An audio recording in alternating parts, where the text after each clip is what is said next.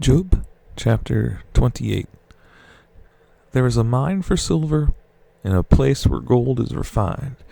Iron is taken from the earth, and copper is smelted from ore. Man puts an end to the darkness. He searches the farthest recesses for ore in the blackest darkness.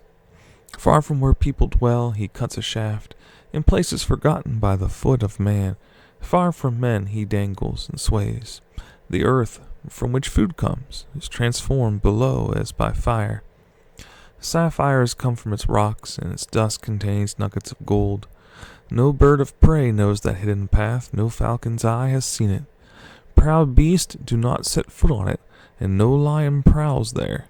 Man's hand assaults the flinty rock and lays bare the roots of the mountains. He tunnels through the rock. His eyes see all its treasures. He searches the sources of the rivers and brings hidden things to light. But where can wisdom be found? Where does understanding dwell? Man does not comprehend its worth. It cannot be found in the land of the living. The deep says, "It is not in me." The sea says, "It is not with me." It cannot be bought with the finest gold, nor can its price be weighed in silver. It cannot be bought with the gold of Ophir, with precious onyx or sapphires. Neither gold nor crystal can compare with it, nor can it be had for jewels of gold. Coral and jasper are not worthy of mention. The price of wisdom is beyond rubies. The topaz of Cush cannot compare with it. It cannot be bought with pure gold. Where then does wisdom come from?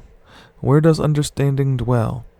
It is hidden from the eyes of every living thing, concealed even from the birds of the air.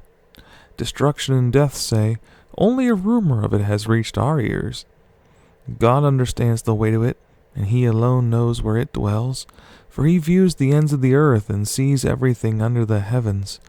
When he established the force of the wind and measured out the waters, when he made a decree for the rain and a path for the thunderstorm, then he looked at wisdom and appraised it. He confirmed it and tested it. And he said to man, "The fear of the Lord, that is wisdom, and to shun evil is understanding." Job continued his discourse. "How I long for the months gone by, for the days when God watched over me, when his lamp shone upon my head, and by his light I walked through darkness.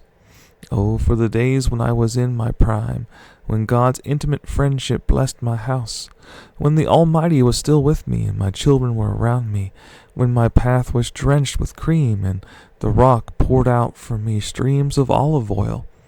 When I went to the gate of the city and took my seat in the public square, the young men saw me and stepped aside, and the old men rose to their feet. The chief men refrained from speaking and covered their mouths with their hands. The voices of the nobles were hushed, and their tongues stuck to the roof of their mouths.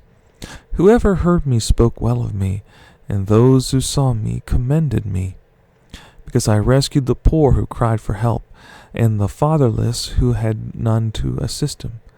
The man who was dying blessed me. I made the widow's heart sing. I put on righteousness as my clothing, justice was my robe and my turban. I was eyes to the blind and feet to the lame. I was a father to the needy. I took up the case of the stranger. I broke the fangs of the wicked and snatched the victims from their teeth.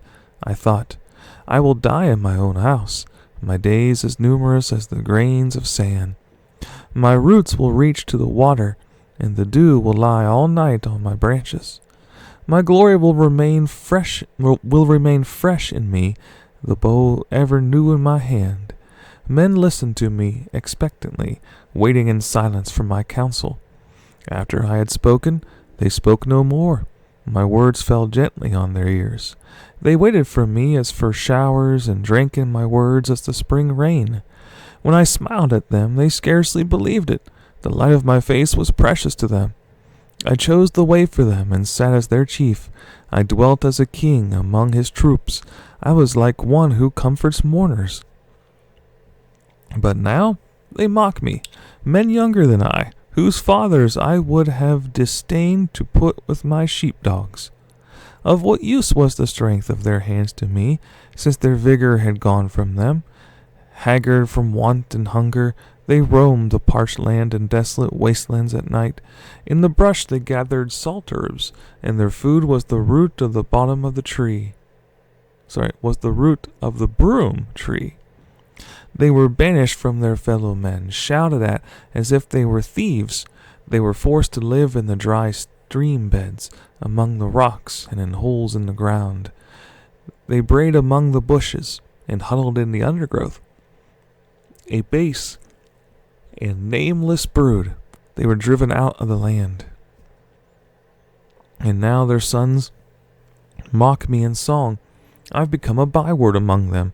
They detest me and keep their distance. They do not hesitate to spit in my face. Now that God has unstrung my bow and afflicted me, they throw off restraint in my presence. On my right, the tribe attacks. They lay snares for my feet. They build their siege ramps against me. They break up my road. They succeed in destroying me without anyone's helping them. They advance as through a gaping breach. Amid the ruins they come rolling in. Terrors overwhelm me. My dignity is driven away as by the wind. My safety vanishes like a cloud, and now my life ebbs away. Days of suffering grip me. Night pierces my bones. My gnawing pains never rest. In his great power, God becomes like clothing to me. He binds me like the neck of my garment. He throws me into the mud, and I am reduced to dust and ashes. I cry out to you, O God, but you do not answer. I stand up, but you merely look at me. You turn on me ruthlessly. With the might of your hand you attack me. You snatch me up and drive me before the wind. You toss me about in the storm. I know you will bring me down to death, to the place appointed for all the living. Surely no one lays a hand on a broken man when he cries for help in his distress. Have I not wept for those in trouble? Has not my soul grieved for the poor? Yet, when I hoped for good, evil came. When I looked for light, then came darkness. The churning inside me never stops. Days of suffering confront me. I go about blackened, but not by the sun. I stand up in the assembly and cry for help. I have become a brother of jackals, a companion of owls. My skin grows black and peels. My body burns with fever. My harp is turned to mourning, and my flute to the sound of wailing.